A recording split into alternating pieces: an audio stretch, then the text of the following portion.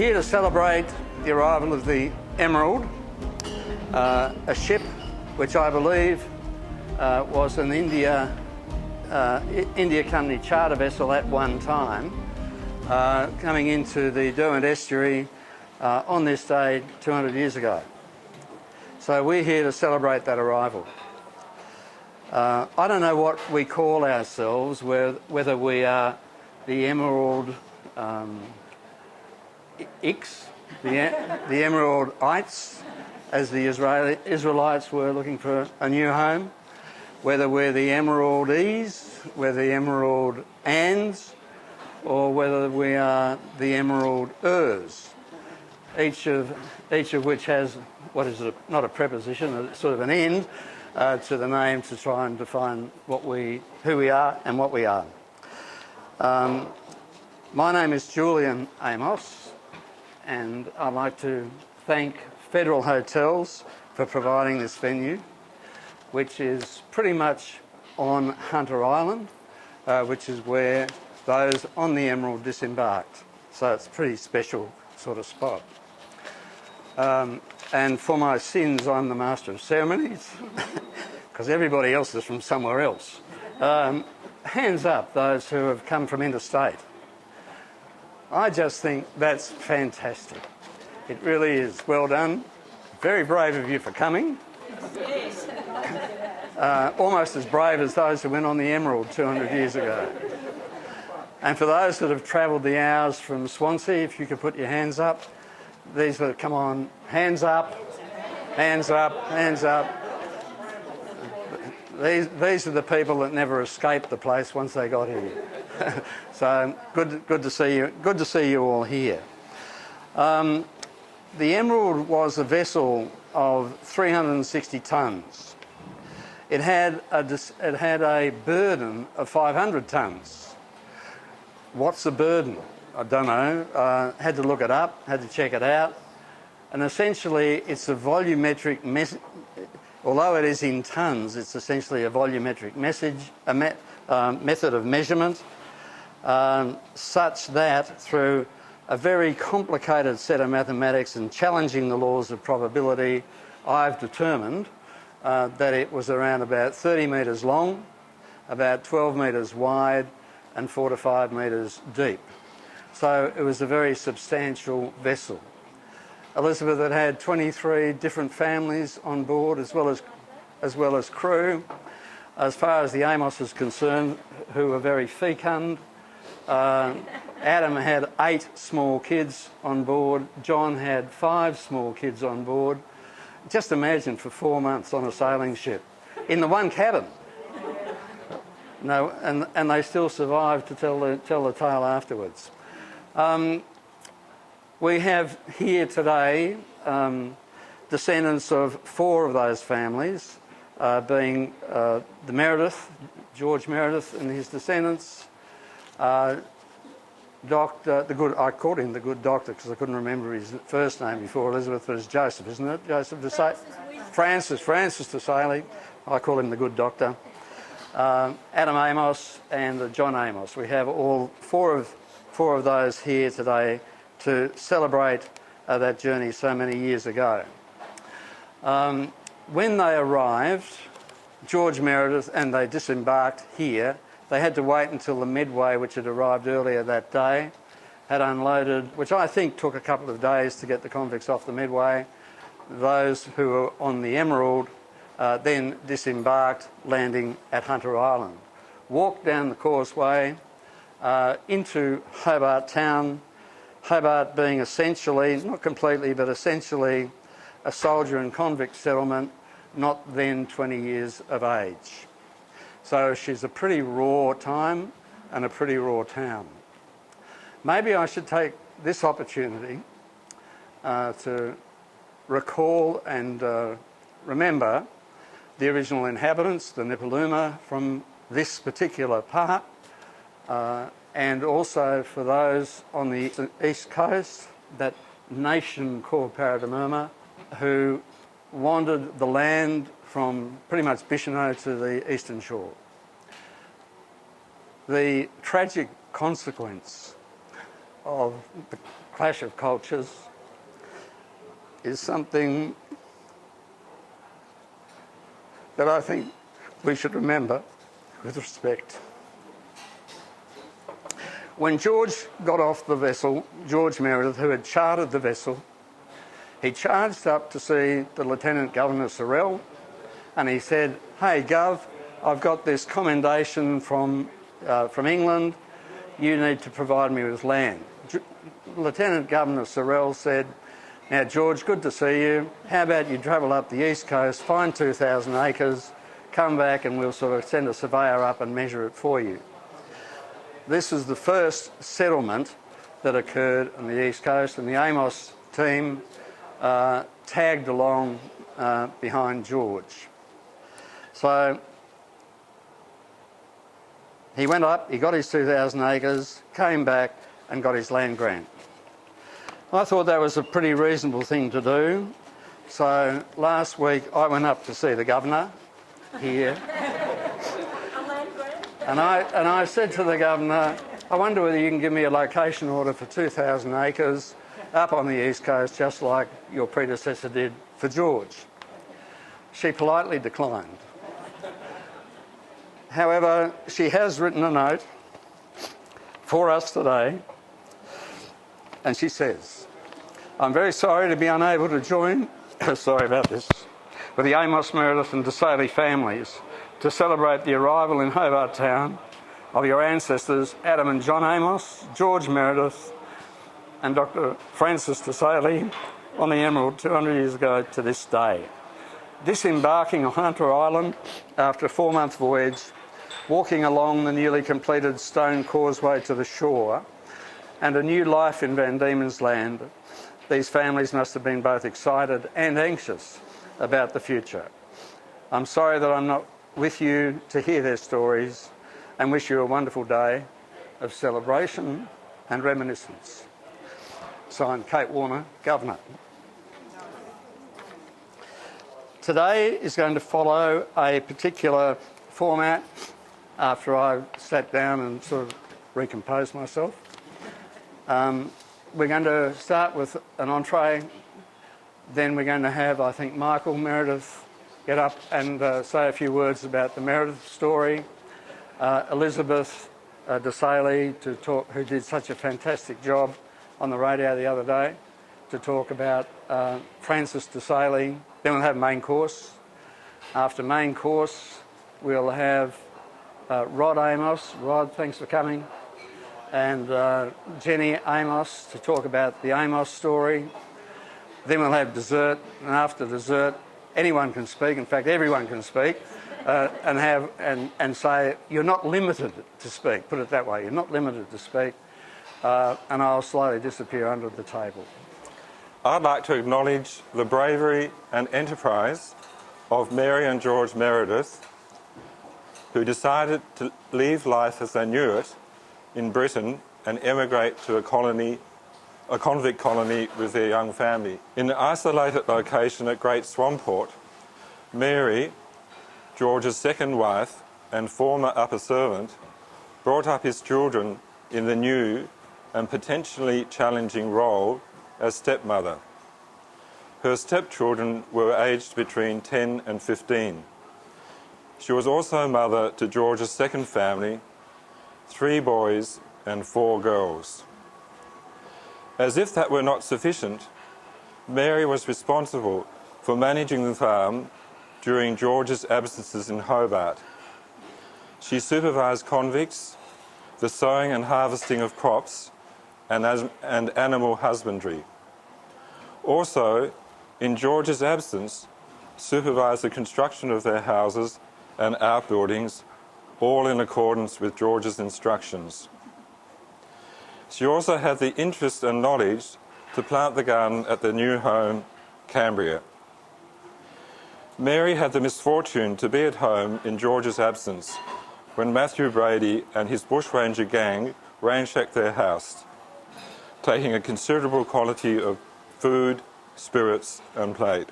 Each one of you should look at and think about think about the courage and the ambition and, as I said in my thesis, the greed and the desire for a better life that your ancestors decided to come to Van Diemen's Land.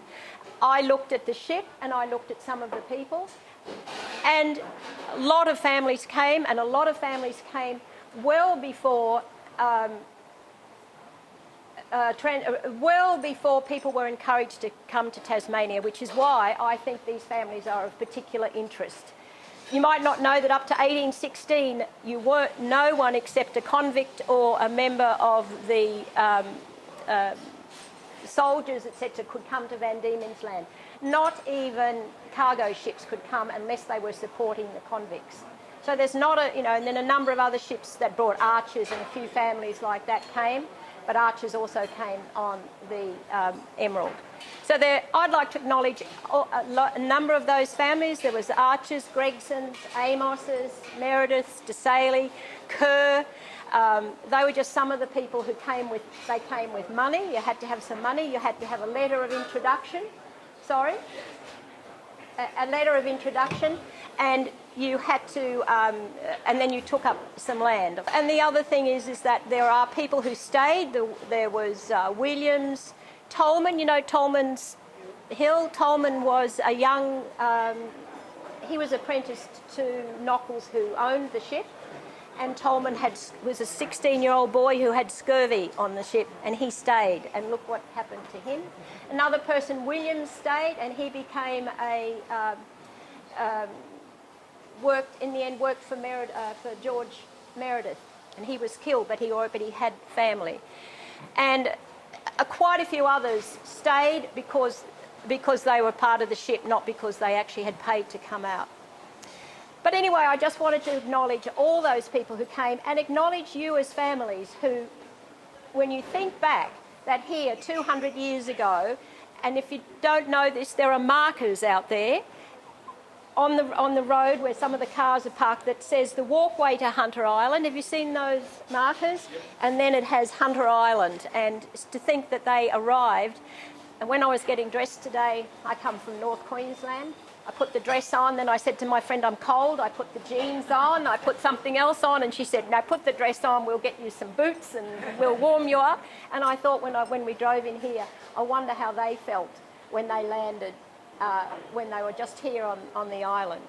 I'm sure they felt fantastic after months and months of being on the ship. And in terms of my family, old Dr. Francis Wisdom Desailly, his name was. One of my brothers is Barry Wisdom Desailly. He says his second name very quietly. Hopefully he must have kept people alive.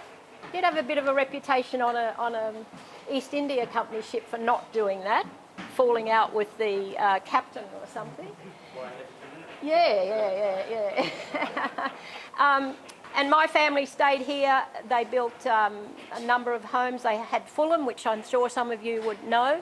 A lot of your families built some of those fabulous Georgian homes because what they wanted to do is they wanted to be gentlemen. And they had left England after the Napoleonic War, when England was in a bad economic state. A little bit about Adam, what sort of a man he was. Born March 4th, 1774. He had a bit of a baptism of fire, really, as a farmer. His father, James, passed away when he was only 17. A little unclear how he actually pulled that together. It was an incredible feat for a man of his age, but he did it. He ran the farm. He ran several properties in Scotland. Tenant farming was the name of the game at the time, and apparently did a fairly good job. He went from there to a term of enlistment in the military. He was an ensign. Now, I just got to check my dates here because I always get that wrong. 1809. He was made an ensign in the Midlothian military.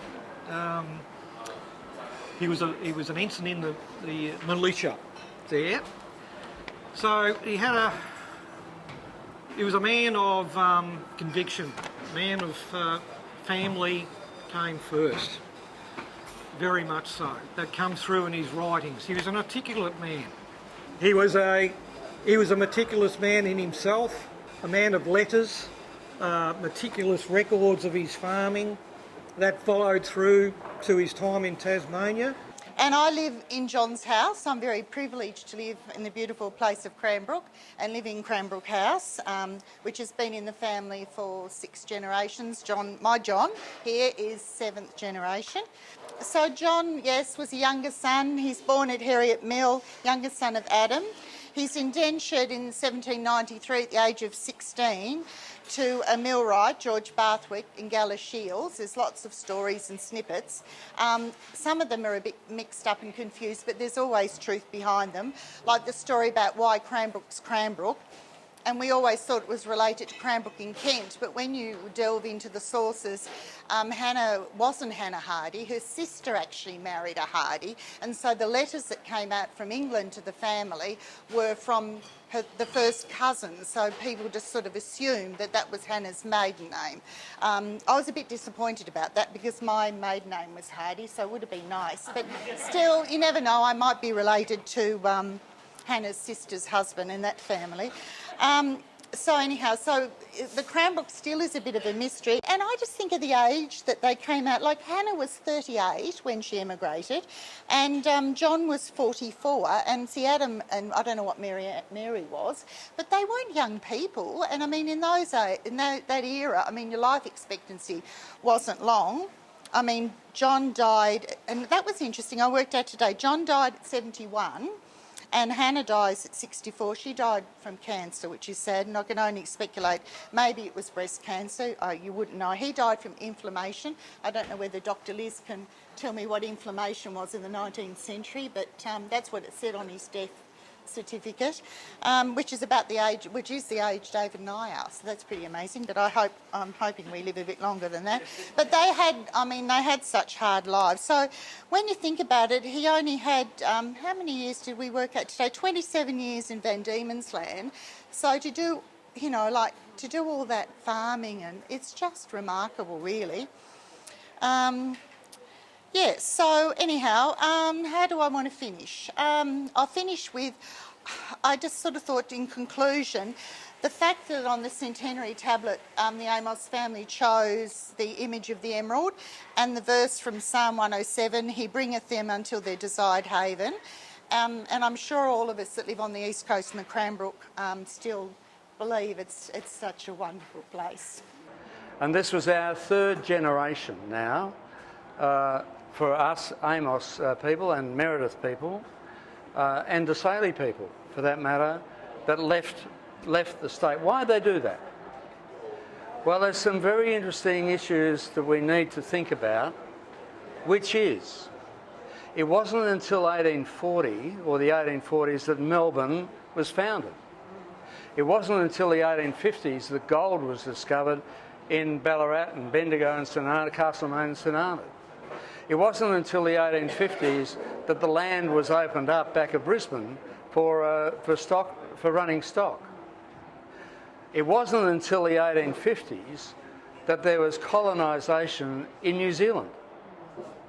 So these 3rd generation kids said, wow, there's something happening out there that's more than what we're about here, and there's too much of us here already. 13, 8, 7, one of them had 15. One of them had 15 kids. So they all scarpered and they all got out of the place. What fascinates me now, 200 years later, there are a lot of people out there who are the descendants of those people that left, that don't know or are not conversant with their Tasmanian history.